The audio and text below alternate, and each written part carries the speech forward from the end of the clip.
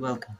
Today we're going to perform the laboratory exercise number 5, which is all about the LDR, also known as the photoresistor. The materials that we're going to use in this laboratory exercise are the breadboard, Arduino Uno board, some connecting wires, USB cable, an LED, the LDR, one 330 ohm resistor, and one 10k ohm resistor. First part of this laboratory is creating the circuit. First is we're going to create this simple LED circuit right in this side. There we go. The anode of the LED was connected to the one leg of the 330 ohm resistor, and the other leg is connected to a connecting wire which is connected to digital input 12, digital pin 12. And the cathode of the LED is connected to the negative terminal.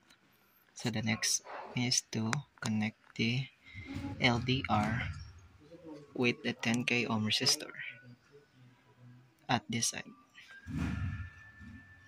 There, the LDR is connected. One leg is connected to the negative terminal, and the other leg is connected to a wire that is also connected to the analog pin 0.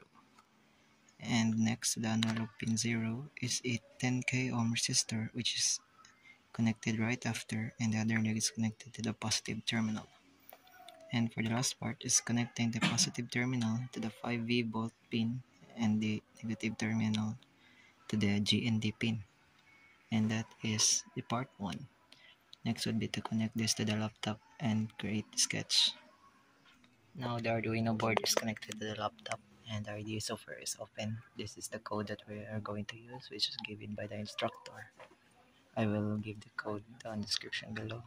Now we just upload this and we can observe the changes in the LED when light is directed to the photoresistor, and this when it's not.